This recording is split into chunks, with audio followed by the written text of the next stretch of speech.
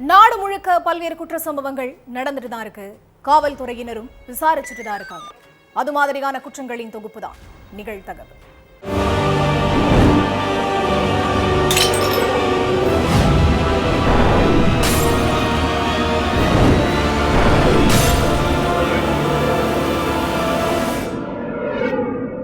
நிகழ்தகவு.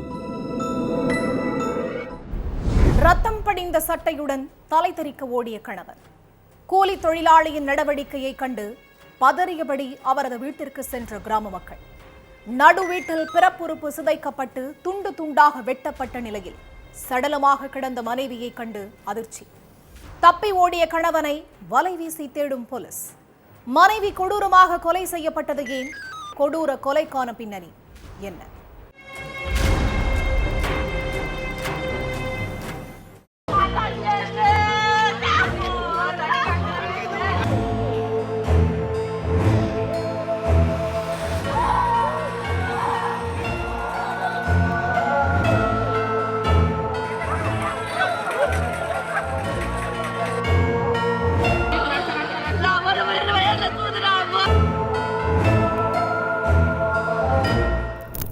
லக்ஷ்மிபூர் கிராம மக்கள் தங்களோட வீட்டு வாசல்ல உட்கார்ந்து பேசிக்கிட்டு இருந்திருக்காங்க.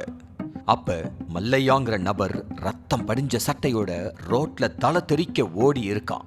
இத பார்த்த கிராம மக்கள், சட்டையெல்லாம் ஒரே ரத்தமா இருக்கு, இவன் எதுக்கு இப்படி ஓடுறான்னு நினைச்சு அவரோட வீட்டுக்கு போய் பார்த்திருக்காங்க. அப்ப நடு வீட்டுல மல்லையாவோட மனைவி சத்தோவா பிறப்புறுப்பு சிதைக்கப்பட்டு உடல் துண்டு துண்டான நிலையில சடலமா கிடந்திருக்காங்க. இத பார்த்து கிராம மக்கள் போலீஸ் ஸ்டேஷனுக்கு போன் பண்ணி தகவலை சொல்லிட்டாங்க. இந்த விஷயத்தை கேள்விப்பட்டு ஸ்பாட்டுக்கு வந்த போலீஸ் சடலத்தை மீட்டு பிரேத பரிசோதனைக்கு அனுப்பி வச்சுட்டு விசாரணையில இறங்கினாங்க. அப்ப அங்கிருந்த கிராம மக்கள், உயிரிழந்த பெண்ணோட கணவன் மல்லையா தான் இந்த கொலைக்கு காரணம், அவன்தான் ரத்தம் படிஞ்ச சட்டையோட தப்பிச்சு போனான்னு சொல்லி இருக்காங்க.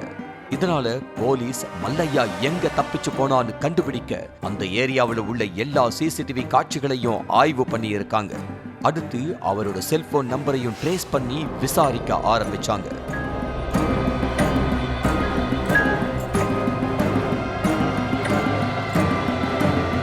தெலங்கானாவில் உள்ள ஜகித்யாலா பகுதியைச் சேர்ந்த மல்லையா சத்தோவா தம்பதிக்கு 20 வருஷங்களுக்கு முன்னாடி கல்யாணமாகி இருக்கு. இந்த தம்பதிக்கு ஒரு மகன் மற்றும் ஒரு மகள் இருக்காங்க. மல்லையா கூலி வேலை செஞ்சுக்கிட்டு இருந்தான். இவன் காலையில வேலைக்கு போனா நைட்டு தான் வீட்டுக்கு வருவானா. அப்படி இருக்கிறப்ப வீட்டுல இருந்த மனைவி எந்த நேரமும் போனும் கையுமாவே இருந்திருக்காங்க. இதனால கணவனுக்கு சத்தோவா மேல சந்தேகம் ஏற்பட்டிருக்கு. அதனால மல்லையா, நீ இப்பெல்லாம் என் கூட சரியாவே பேசுறது கிடையாது, எந்த நேரமும் போனும் கையுமாவே இருக்கிற, நீ யார் கூடயாவது தொடர்பில் இருக்கியா, எனக்கு உன் மேல சந்தேகமா இருக்குன்னு சொல்லி இருக்காரு.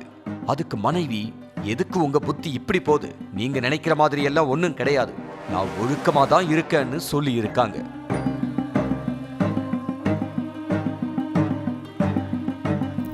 ஆனா அதை நம்பாத மல்லையா சத்தவாவை போட்டு சரமாரியா அடிச்சு சித்திரவதை பண்ணி இருக்கான். மல்லையாவோட டார்ச்சர் நாளுக்கு நாள் அதிகரிச்சதோட கடும் கோபமான மனைவி தாய் வீட்டுக்கு போயிட்டு வசிக்க ஆரம்பிச்சிருக்காங்க. இதுக்கிடையில இவங்களோட மகனுக்கு ஹைதராபாத்ல உள்ள ஒரு பிரைவேட் கம்பெனியில வேலை கிடைச்சிருக்கு. இதனால தாயும் மகனும் மகளும் சொந்த ஊர்லயே ஒரு வீட்டை வாடகைக்கு எடுத்து தங்கி இருக்காங்க. அதுக்கப்புறம் டெய்லி சத்தோவா தங்கி இருக்கிற வீட்டுக்கு போற கணவன் மது போதையில பிரச்சனை பண்ணிக்கிட்டே இருந்திருக்கான். மனைவி வேற யார் கூடவோ தொடர்புல இருக்கிறதுனால தான் அவ பசங்களை கூட்டிக்கிட்டு தனி கொடுத்துனம் போயிட்டா. அதனால அவளை உயிரோடையே விடக்கூடாதுன்னு முடிவு பண்ணி இருக்கான்.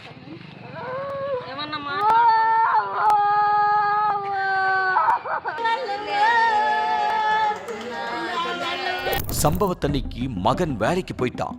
அப்ப சத்தோவா மட்டும் வீட்டுல தனியா இருந்திருக்காங்க. இத தெரிஞ்சுக்கிட்டு கோடாரியோட அங்க போன கணவன் மனைவி கிட்ட வாக்குவாதம் பண்ணி இருக்கான். 2 பேருமே மாறி மாறி திட்டிக்கிட்டாங்க. அப்ப சத்தோவா கணவனை ஆபாச வார்த்தைகளால திட்டினதா சொல்லப்படுது. இதனால கடும் கோபமான கணவன் வீட்டுல இருந்த கத்திய வச்சு மனைவிய கழுத்து அறுத்து கொண்டு இருக்கா. அடுத்து கோடாரியால சத்தோவாவை துண்டு துண்டா வெட்டி இருக்கா. அது மட்டும் இல்லாம பிறப்புறுப்புலையும் பல முறை வெட்டிய கணவன் அங்கிருந்து தப்பிச்சு போயிட்டான். விசாரணையோட முடிவுல எல்லா உண்மையையும் தெரிஞ்சுக்கிட்ட போலீஸ் தலைமறைவா இருக்கிற மல்லையாவை தேடிக்கிட்டு இருக்காங்க. இளம் பெண்ணை கொலை செய்து செங்கல்லால் முகத்தை சிதைத்த கொடூரம். கொலையை மறைக்க அயோத்திக்கு சென்று மொட்டையடித்து நாடகமாடிய கணவன் மனைவி. சிசிடிவி கேமரா மற்றும் ஆட்டோ ஓட்டுநரை வைத்து துப்பு துலக்கிய காவல்துறையினர். ஜோடியாக சேர்ந்து இளம் பெண்ணை கொலை செய்தது ஏன்? கொடூர கொலையின் பின்னணி என்ன?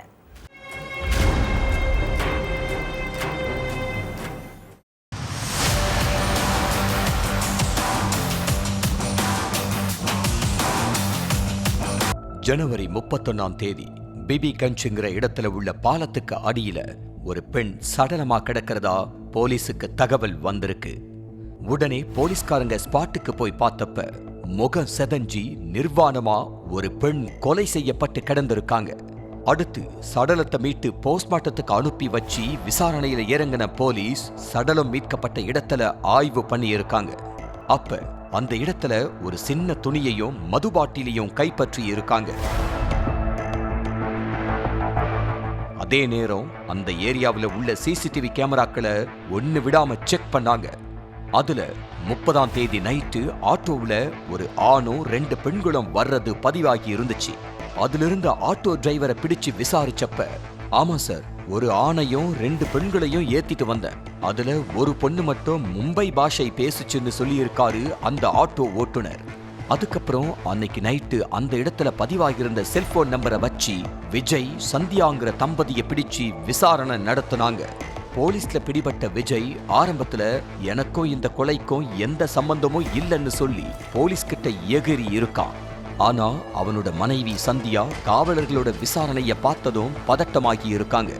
அதனால அவங்கள மட்டும் தனி அறையில வச்சு விசாரணை பண்ணாங்க. அதுலதான் பாலத்துக்கு அடியிலிருந்து சடலமா மீட்கப்பட்ட பெண் யாரு, அவங்கள கொலை செஞ்சது யாருன்னு எல்லாமே போலீஸுக்கு தெரிய வந்துச்சு.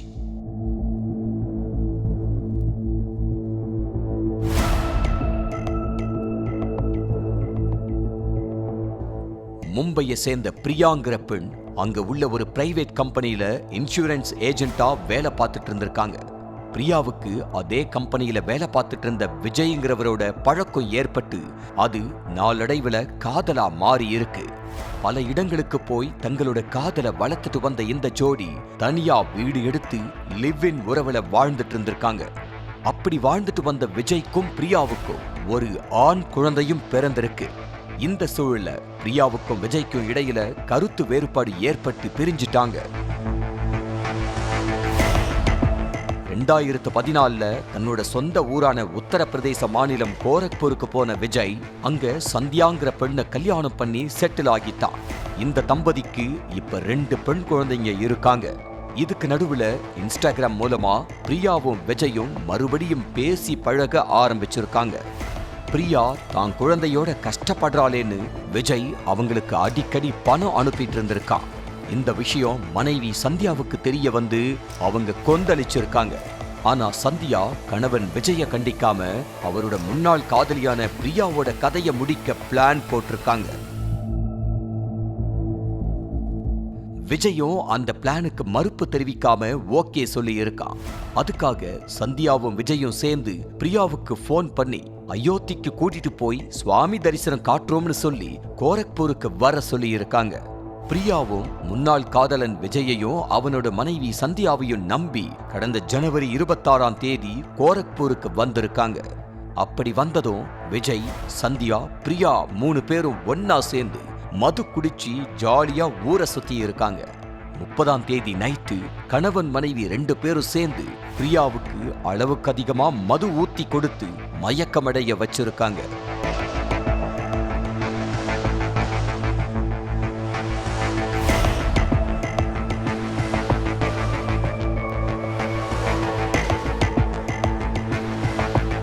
அதுக்கப்புறம் பிரியாவோட கழுத்தை நெரிச்சி கொடூரமான முறையில துடிக்க துடிக்க கொலை பண்ணியிருக்காங்க. அதோட அடையாளம் தெரியக்கூடாது அப்படிங்கிறதுக்காக பிரியாவோட ஆடைகளை கழட்டி வீசினது மட்டுமில்லாம செங்கலால அவங்க முகத்தை சிதைச்சிருக்காங்க. அதுக்கப்புறம் தன்னோட மாமனார் ராம்விலாஸுக்கு போன் பண்ணி விஜய் நடந்த விஷயத்த சொல்லவே அவரும் சம்பவ இடத்துக்கு வந்து சடலத்தை எங்க வீசலாம்னு ஐடியா கொடுத்திருக்காரு. அதுக்கப்புறம் 3 பேரும் சேர்ந்து பிரியாவோட சடலத்தை அங்க உள்ள பாலத்துக்கு அடியில வீசிட்டு அங்கிருந்து தப்பிச்சு போயிருக்காங்க. கொலை செஞ்ச பாவத்தை கழிக்கிறதுக்காக கணவன் மனைவி 2 பேரும் நேரா அயோத்திக்கு போய் மொட்டை அடிச்சு சுவாமி தரிசனம் பண்ணிட்டு எதுவும் நடக்காத மாதிரி வீட்டுக்கு கிளம்பி போயிருந்திருக்காங்க. விசாரணையில கொலைக்கான மொத்த உண்மையும் தெரிய வந்ததும் கணவன் விஜய், மனைவி சந்தியா, மாமனார் ராம்விலாஸ் 3 பேரையும் போலீஸ் அரெஸ்ட் பண்ணி ஜெயில்ல அடைச்சிட்டாங்க. ரயில்வே சாலையில் சென்று கொண்டிருந்த இளைஞரை பின்தொடர்ந்து பைக்கில் வந்த 3 பேர் அவரை வழிமறித்து சரமாரியாக வெட்டி கொன்ற கொடூரம். செல்போன் நம்பரை ட்ரேஸ் செய்து கொலையாளிகளை கைது செய்த போலீஸ். இளைஞரை கொலை செய்த நபர்கள் யார்? வெட்டி கொலை செய்யும் அளவுக்கு அப்படி என்ன கோபம்? நடந்தது என்ன?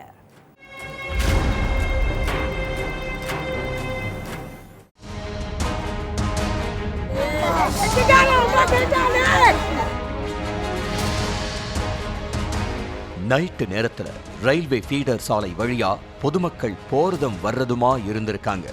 அப்ப ரோட்டோரத்துல ஜோதி முருகனுங்கிற இளைஞர் உடம்பு ஃபுல்லா வெட்டு காயங்களோட உயிரிழந்து கிடந்திருக்காரு.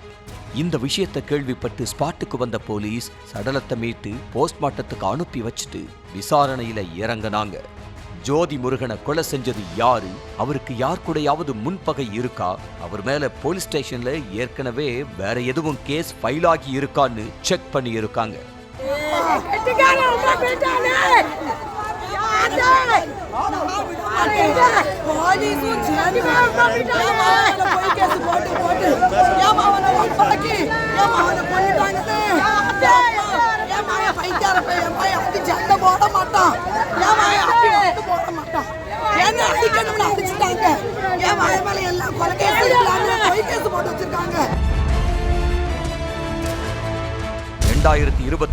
ஆண்டுல திருமலைக்குமாருங்கிற நபரை கொலை முயற்சி பண்ண கேஸ் இருக்கிறது தெரிய வந்திருக்கு.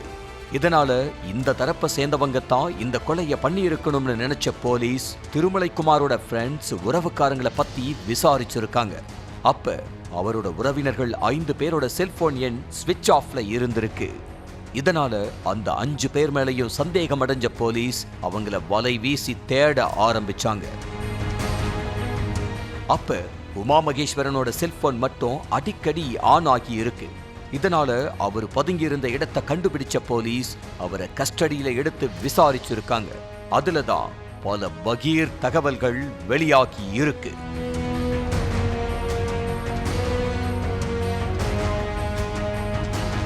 தென்காசியில் உள்ள ராமசாமியாபுரம் பகுதியை சேர்ந்த ஜோதி முருகனுக்கும் அதே பகுதியை சேர்ந்த திருமலைக்குமாருக்கும் ஏரியாவில் யார் பெரிய ஆளுங்கிறதுல நீண்ட நாட்களாவே பிரச்சனை இருந்திருக்கு.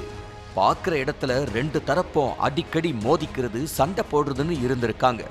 இதுக்கிடையில 2023ஆம் ஆண்டு திருமலைக்குமார் தரப்புக்கும் ஜோதி முருகன் தரப்புக்கும் பயங்கர பிரச்சனை ஏற்பட்டிருக்கு. அப்ப 2 தரப்பும் பயங்கரமா மோதிக்கிட்டாங்க. அப்போ மறைச்சு வச்சிருந்த கத்தியை எடுத்த ஜோதி முருகனும் அவரோட நண்பர்களும் திருமலைக்குமார சரமாரியா குத்திட்டு தப்பிச்சு போயிட்டாங்க. இந்த வழக்குல ஜோதி முருகனை கைது பண்ண போலீஸ் அவரை சிறையில அடைச்சிட்டாங்க.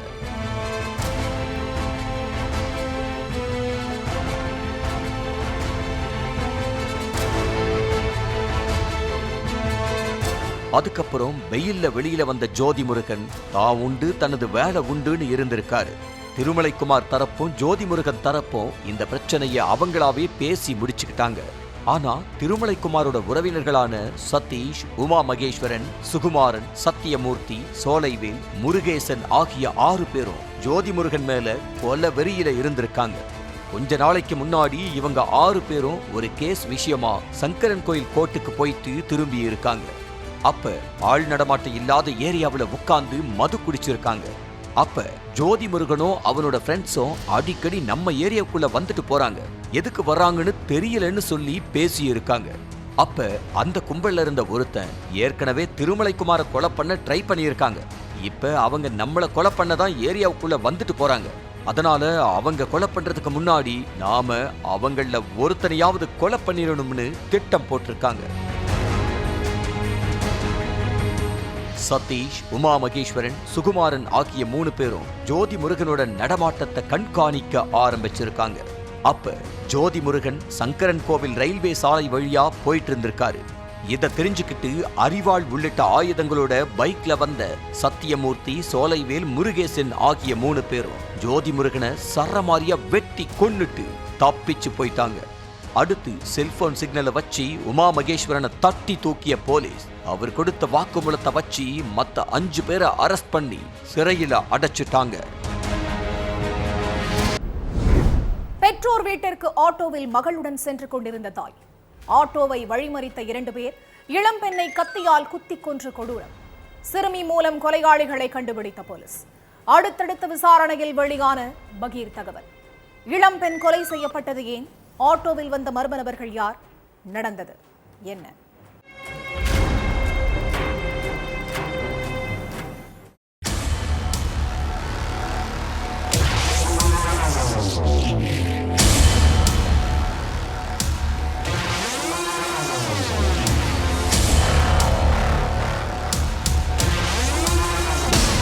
மாலை 5:30 மணி. அபிநந்தன் நகர்ல உள்ள பெற்றோர் வீட்டுக்கு ஆட்டோவில வந்து இறங்கி இருக்காங்க ரூபினாவும் அவங்களோட மகளும். அப்ப அங்க பைக்ல வந்த 2 நபர்கள் ரூபினாவை சரமாரியா வயிறு, கழுத்து, முகம்னு எல்லா இடங்கள்லையும் குத்தி இருக்காங்க. இதுல ரூபினா சம்பவ இடத்திலேயே சுருண்டு விழுந்து உயிரிழந்துட்டாங்க. இந்த விஷயத்தை கேள்விப்பட்டு ஸ்பாட்டுக்கு வந்த போலீஸ் சடலத்தை மீட்டு போஸ்ட்மார்ட்டத்துக்கு அனுப்பி வச்சுட்டு விசாரணையில இறங்குனாங்க.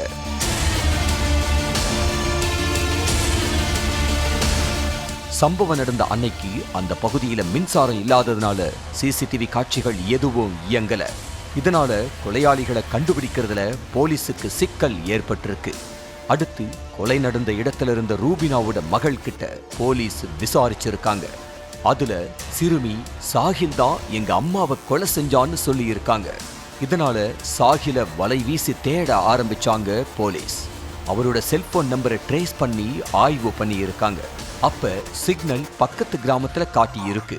இதனால சிக்னல் காட்டின இடத்துக்கு போன போலீஸ் சாஹில கஸ்டடியில எடுத்து விசாரிக்க ஆரம்பிச்சிருக்காங்க. மத்திய பிரதேசம் மந்தசௌர் கிராமத்தை சேர்ந்தவர் ஷாஹித் மேவ். இவருக்கு கல்யாணமாகி ஷாஹில்னு ஒரு மகன் இருக்கான். கல்யாணம் ஆனதிலிருந்தே இவங்களுக்குள்ள ஒத்து வரல. கணவன் மனைவிக்கிடையில அடிக்கடி பிரச்சனை ஏற்பட்டுக்கிட்டே இருந்திருக்கு. இதனால தனித்தனியா பிரிஞ்சு போன 2 பேரும் விவாகரத்தும் வாங்கிட்டாங்க. அதுக்கடுத்து இவர் 2வது கல்யாணம் பண்ணிக்கிட்டாரு. ஆனா அவங்களும் ஷாஹித்தை பிரிஞ்சு தனியா போயிட்டாங்க. இதுக்கிடையில 7 மாசத்துக்கு முன்னாடி ஷாஹித் அதே பகுதியை சேர்ந்த ரூபினாங்கிற பொண்ணை காதலிச்சு 3வதா கல்யாணம் பண்ணிக்கிட்டாரு. ரூபினாவுக்கு இது 5வது கல்யாணம்னு சொல்லப்படுது. அதுக்கடுத்து கணவனும் மனைவியும் ரொம்ப பாசமா இருந்திருக்காங்க. கணவர் தன்னோட மனைவிக்கே சொத்தை எல்லாத்தையும் எழுதி வைக்க முடிவு பண்ணி இருக்காரு. இதை கேட்டு கடும் கோபமான சாஹில், உங்க சொத்து எங்க அம்மாவுக்கு தான் சொந்தம், அவங்க தான் உங்களோட முதல் மனைவி, அதனால எல்லா சொத்தையும் அம்மாவுக்கு எழுதி வைங்கன்னு சொல்லி இருக்காரு. அதுக்கு ஷாஹித், என் சொத்தை நான் யாருக்கு எழுதி வைக்கணும்னு எனக்கு தெரியும், நீ எல்லாம் அந்த விஷயத்துல தலையிடாத, எனக்கு உங்க அம்மாவை விட ரூபினாவை தான் ரொம்ப பிடிச்சிருக்கு, அதனால என் சொத்தை எல்லாத்தையும் அவளுக்கு தான் எழுதி வைக்க போறேன், உன்னால என்ன பண்ண முடியுமோ பண்ணிக்கோன்னு திட்டி இருக்காரு. அதே மாதிரி ரூபினாவும் சாஹில தகாத வார்த்தையால திட்டினதா சொல்லப்படுது. இதனால கடும் கோபமான இளைஞர் ரூபினாவை கொலை பண்ண திட்டம் போட்டிருக்காரு. அதுக்காக தன்னோட நண்பர் ஒருத்தரையும் கூட சேர்த்துக்கிட்டாரு. அதுபடி அவங்களோட நடவடிக்கை எல்லாத்தையும் கண்காணிச்ச சாஹில் அவங்க எப்பப்ப வீட்டை விட்டு வெளியில வர்றாங்க, எந்த நேரத்துல தனியா வெளியில போறாங்கன்னு எல்லாத்தையும் பார்த்திருக்காரு.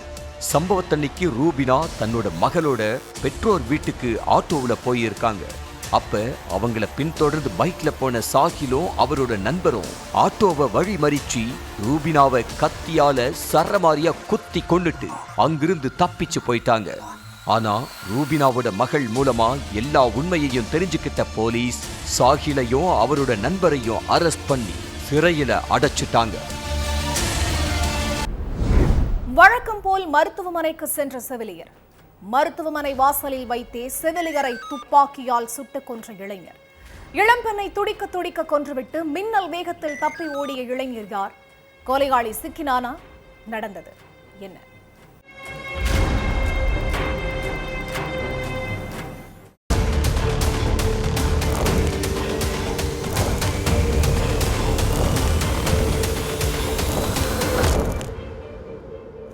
நாள்தோறும் நூற்றுக்கணக்கான நோயாளிகள் வந்து போகக்கூடிய கவர்மெண்ட் ஹாஸ்பிட்டல் அது. மருத்துவர்கள், செவிலியர்கள், நோயாளிகள் கூட வந்த உறவினர்கள்னு சுத்தியும் ஏகப்பட்ட பேர் இருந்திருக்காங்க. அப்போ ஹாஸ்பிட்டல்ல இருந்த 20 வயசு நர்ஸ இளைஞர் ஒருத்தன் துப்பாக்கியால சுட்டு துடிக்க துடிக்க கொன்னு இருக்கான். இந்த கொடூர சம்பவத்தை நேர்ல பார்த்து அங்கிருந்த எல்லாருமே மிரண்டு போயிருக்காங்க. அதுக்கப்புறம் அங்கிருந்து அந்த இளைஞர் வந்த பைக்லயே தப்பிச்சு போயிருக்கான்.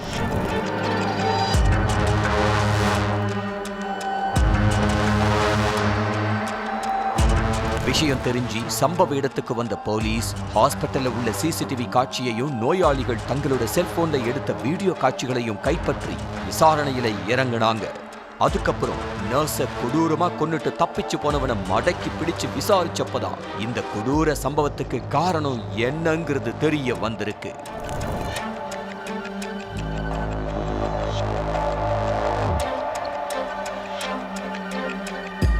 மத்திய பிரதேச மாநிலம் சாகர் பகுதியைச் சேர்ந்த தீப்ஷிகாங்கிற இளம்பெண் அங்க உள்ள ஒரு ஹாஸ்பிட்டல்ல நர்ஸா வேலை பார்த்துட்டு இருந்திருக்காங்க. இவரும் சொந்தக்கார பையன் சுஷிலுங்கிறவரும் உருகி காதலிச்சுட்டு இருந்திருக்காங்க.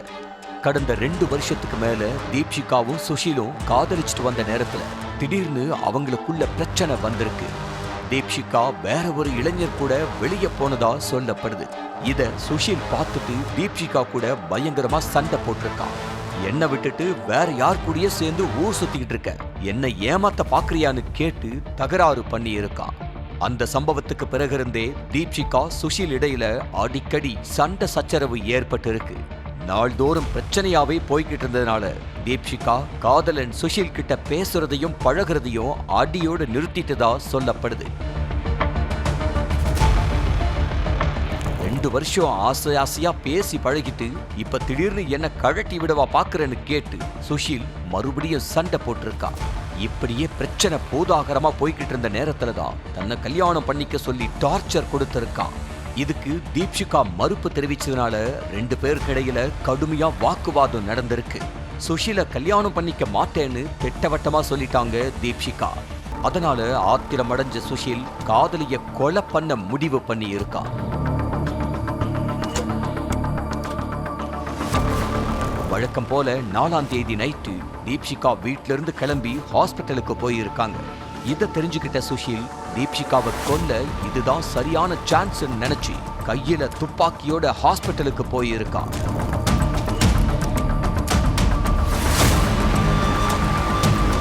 தீப்ஷிகா ஹாஸ்பிட்டல் உள்ள போறதுக்கு புறப்பட்டிருக்காங்க. அப்போ அங்க மறைஞ்சிருந்த சுஷில் திடீர்னு தீப்ஷிகாவை வழிமறிச்சு எப்பவும் போல தான் கூட பேசி பழகணும், தன்னை கல்யாணம் பண்ணிக்கணும்னு சொல்லி இருக்கான். அதெல்லாம் முடியாது, என்னை என் வழியில போக விடுன்னு தீப்ஷிகா கோபமா சொன்னதா சொல்லப்படுது. இப்படியே 2 பேருக்கு இடையில வாக்குவாதம் ஏற்பட்டிருக்கு.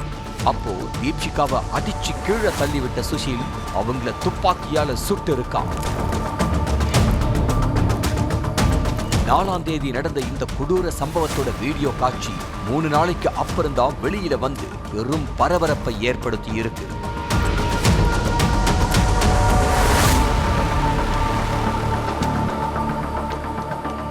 சுஷில் தீப்ஷிகாவை துப்பாக்கியால சுட்டு கொலை பண்ணப்ப அங்க டாக்டர்கள், நர்ஸுகள், நோயாளிகள்னு ஏகப்பட்ட பேர் சுத்தி நின்னு வேடிக்கை பார்த்துக்கிட்டு இருந்திருக்காங்க. அதுல யாராவது ஒருத்தர் வேகமா வந்து தடுத்திருந்தா கூட ஒரு உயிரை காப்பாத்தி இருக்கலாம்னு ஆதங்கப்படுறாங்க தீப்ஷிகாவோட உறவினர்கள். சிசிடிவி மற்றும் செல்போன் வீடியோ காட்சிகளை வச்சு சுஷில் கொலையாளிங்கிறத உறுதிப்படுத்தின போலீஸ் தலைமறைவா இருக்கிற அவனை தேடிக்கிட்டு இருக்காங்க. சாலையோரத்தில் மதுவிருந்து தலைக்கேறிய மதுபோதையில் மகிழ்ச்சியில் குதூகலித்த நண்பர்கள். சிறிது நேரத்தில் அரங்கேறிய பயங்கரம். பல ஆண்டுகளாக நெருங்கி பழகிய நண்பனே செங்கல்லால் அடித்து கொன்றது ஏன்? கொலையாளி சிக்கினானா? நடந்தது என்ன?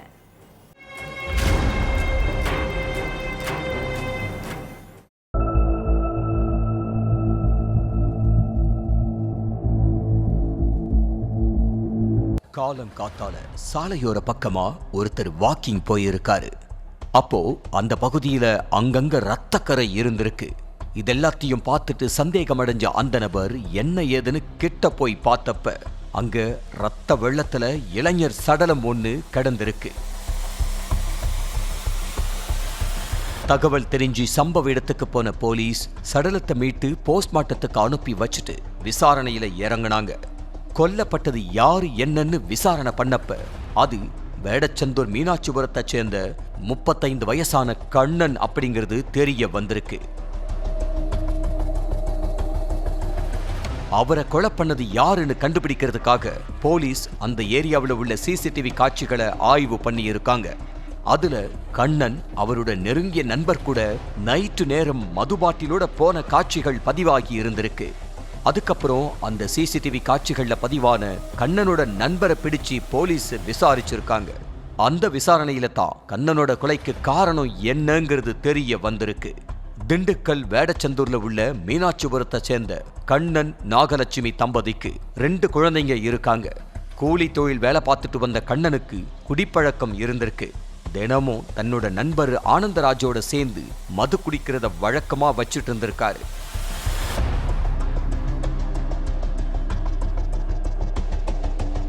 சம்பவத்தன்னைக்கு கண்ணனும் ஆனந்தராஜும் ஐயலூர் சாலையோரத்துல உட்கார்ந்து மது குடிச்சிட்டு இருந்தாங்க.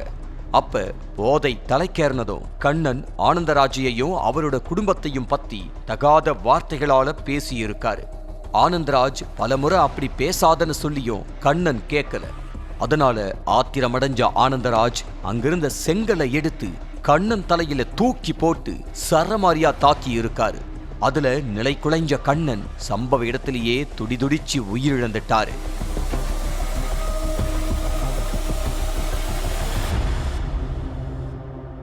கண்ணன் உயிரிழந்ததை பார்த்ததும் பதற்றமான ஆனந்தராஜ் அங்கிருந்து எஸ்கேப் ஆகி இருக்கான். விசாரணையில ஆனந்தராஜ் தான் கொலையாளிங்கிறது உறுதியானதும் அவன் மேல கொலை வழக்கு பதிவு செஞ்ச போலீஸ் ஆனந்தராஜை கைது பண்ணி சிறையில தள்ளி இருக்காங்க. குடிபோதையில என்ன பண்றோம்னு தெரியாம உயிருக்கு உயிரா பழகுன நண்பனை கொலை செஞ்ச சம்பவம் அந்த கிராம மக்கள் மத்தியில அதிர்ச்சியை ஏற்படுத்தி இருக்கு. ஒவ்வொரு குற்றங்களின் முடிவும் சட்டத்தின் கையில். விசாரணை தொடரும். பார்க்கலாம் அடுத்த நிகழ்தகவை.